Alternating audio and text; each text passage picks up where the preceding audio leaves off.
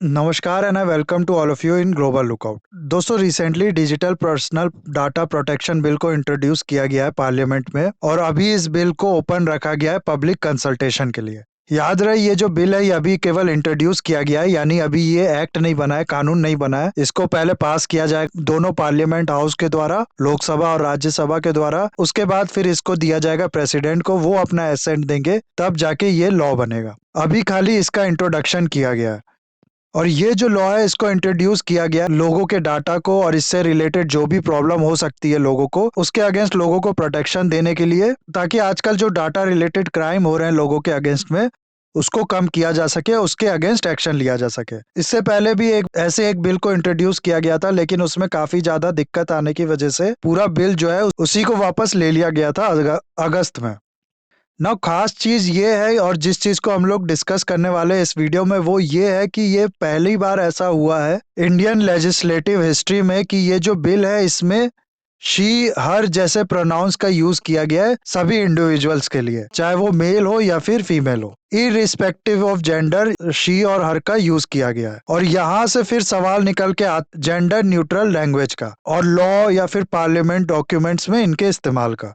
हालांकि शी और हर जो प्रोनाउंस है ये अपने आप में भी जेंडर न्यूट्रल नहीं है, इनका इस्तेमाल फीमेल्स के लिए किया जाता है, लेकिन जेंडर न्यूट्रल शब्दों का इस्तेमाल किए जाने की बहुत ज्यादा डिमांड आजकल उठ रही है और कॉन्स्टिट्यूशन में भी इसको अमेंड किए जाने की डिमांड की जा रही है। और ऐसा कहा जाता है कि ठीक है, अब तक जो हो गया, लेकिन आगे से जो पार्लियामेंट में प्रोसीडिंग्स हो रही हैं, उसके डॉक्यूमेंट्स हो गए या फिर जो नए लॉज बनाए जा रहे हैं, उसमें कम से कम जेंडर न्यूट्रल शब्दों का इस्तेमाल किया जाए। और ये चीज सिर्फ इंडिया में ही नहीं है, ये इशू भी सिर्फ इंडिया में ही नहीं है, कई देशों में आजकल इसके लिए आवाज उठ रही है और कई कंट्रीज ऐसे भी है जिसने इस लाइन में काफी कॉन्क्रीट एक्शन लिया भी है। इंडिया में भी ये जो शुरुआत की गई है ये काफी अच्छी शुरुआत है, आगे भी जरूरत है इस चीज इसको कंटिन्यू करने की, बाकी सब लॉज और डॉक्यूमेंट्स में भी। तो ये जो जेंडर न्यूट्रल वर्ड है ये है क्या, क्यों जेंडर न्यूट्रल टेक्स्ट या फिर ऐसे प्रोनाउंस का यूज किए जाने की बात हो रही है, इससे होगा क्या, ये सब प्लस इससे रिलेटेड और भी बहुत चीजों के बारे में हम लोग बात करेंगे इस वीडियो में। तो चलिए शुरू कर। सबसे पहले तो ये आर्टिकल कॉन्स्टिट्यूशन का जो है ये देखो आप लोग, ये है आर्टिकल 52 और ये बात करता है प्रेसिडेंट ऑफ इंडिया की। इसके बाद जो नेक्स्ट आर्टिकल आता है वो आता है आर्टिकल 53 और ये कहता है कि एग्जीक्यूटिव पावर यूनियन की जो है वो वेस्टेड होगी प्रेसिडेंट में, और ये जो पावर होगी ये shall be exercised by him directly और through officer subordinate to him.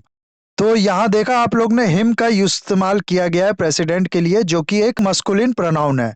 इसका मतलब है कि हिम का इस्तेमाल हम लोग करते हैं मेल के लिए, और कॉन्स्टिट्यूशन में प्रेसिडेंट के लिए हिम का इस्तेमाल किया गया है। उसके बाद ये जो आर्टिकल 89 है कॉन्स्टिट्यूशन का, ये देखो आप लोग, यहाँ पर चेयरमैन और deputy chairman of council of state जो है, यानी राज्यसभा जो है, दोनों के लिए चेयरमैन वर्ड का इस्तेमाल किया गया है। यहाँ पर चेयर वुमेन नहीं इस्तेमाल किया गया या फिर चेयर पर्सन नहीं इस्तेमाल किया गया, सिंपली चेयरमैन का इस्तेमाल किया गया।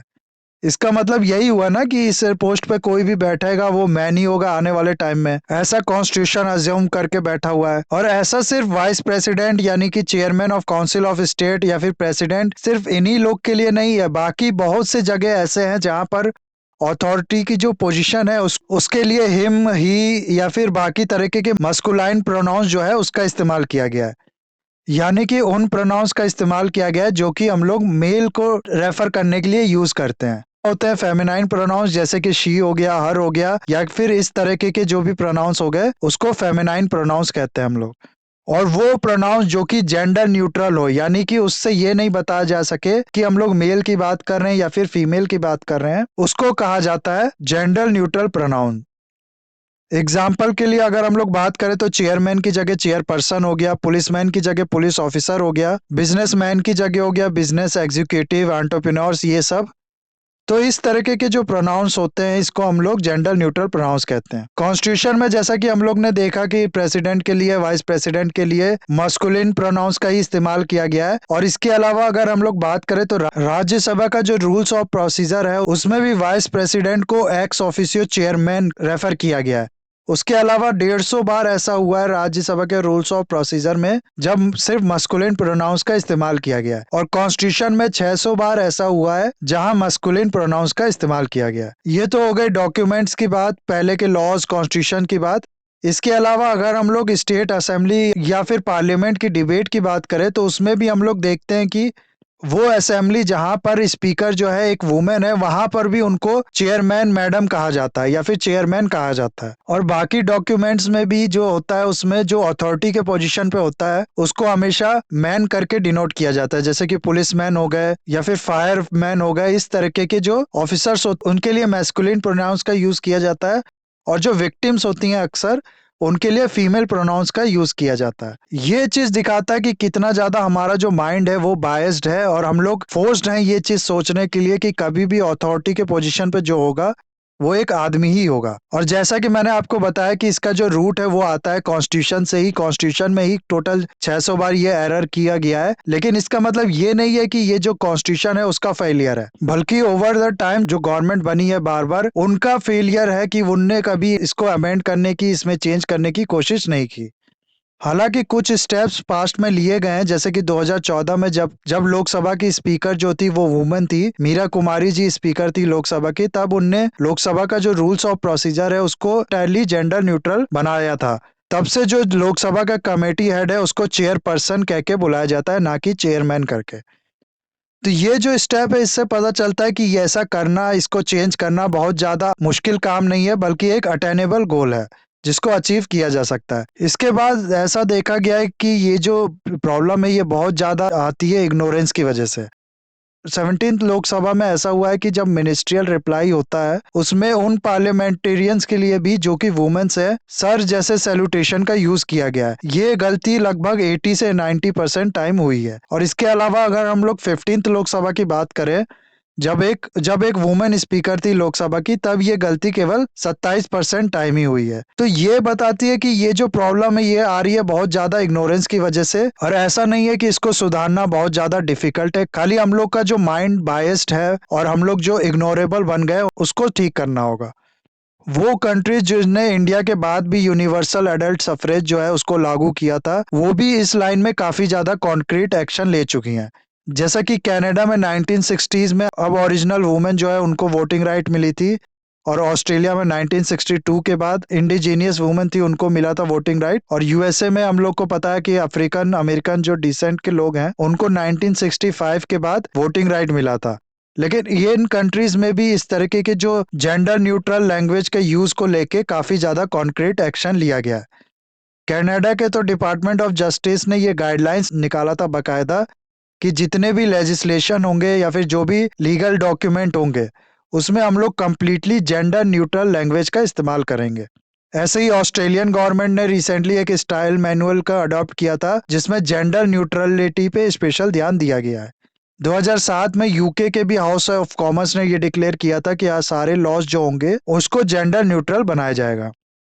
इन्हीं सब को देखते हुए इंडिया को भी अब ध्यान में रखना चाहिए कि सारे लॉज, सारे डॉक्यूमेंट्स और सारे डिस्कशन जो पार्लियामेंट में होते हैं उसको धीरे धीरे हम लोग फोर्स करें, जो पार्लियामेंटेरियंस मिनिस्टर्स जो होते हैं ये इस चीज का ध्यान रखें कि जेंडर न्यूट्रल वर्ड या फिर फीमेल के लिए फीमेल प्रोनाउंस का यूज या और मेल के लिए मेल प्रोनाउंस का यूज किया जा रहा हो। दोनों, ये नेशनल लेवल पे भी और स्टेट लेवल पे भी ऐसा हो ना। हो सकता है आपके मन में अब ये सवाल आ रहा होगा कि ये इतनी बड़ी चीज है क्यों।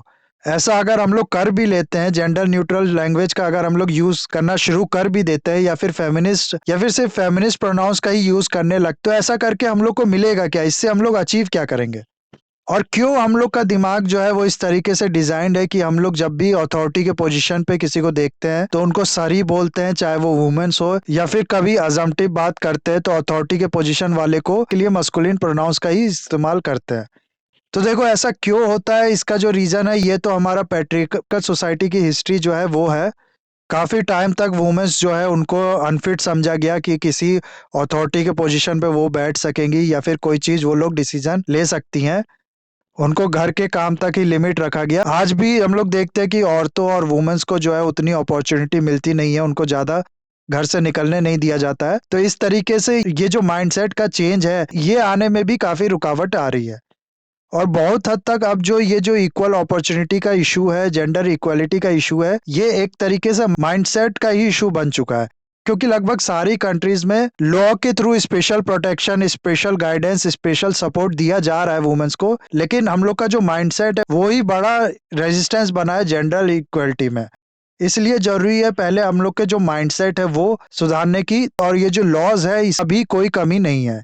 और ये जो हमारा माइंडसेट है इसको सुधारने के लिए एक बहुत बड़ा कदम हो सकता है इस तरह के जेंडर न्यूट्रल लैंग्वेज का इस्तेमाल करना, एटलीस्ट जो लॉज है उसमें। और इस लाइन में काफी अच्छा डिसीजन लिया गया है, ये जो डाटा प्रोटेक्शन बिल है इसमें फेमिनाइन प्रोनाउंस का इस्तेमाल करके।